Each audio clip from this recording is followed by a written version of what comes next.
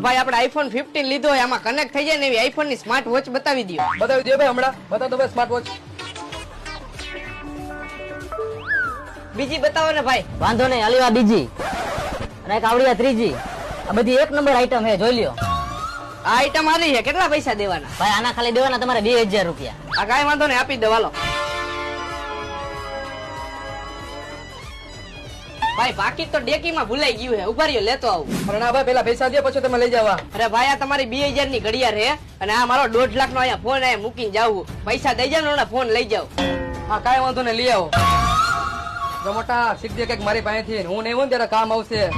1 કલાક પછી. ભાઈ કલાક થઈ ગઈ, હજી ઓલો નું આવ્યો. અરે કાંઈ વાંધો નહીં, એનો આઈફોન તો પડ્યો હે ને, આપણે આવડું આઈફોન વેચીને આવી ઘણી બધી સ્માર્ટ વોચ લઈ લેવું. આ કોલિંગ જોવો તો ખરી. ફોન મારા ખીચામાં છે. બહુ ફટાફટ એને આપણું 2000 નું બૂચ મારીને ગયો હે.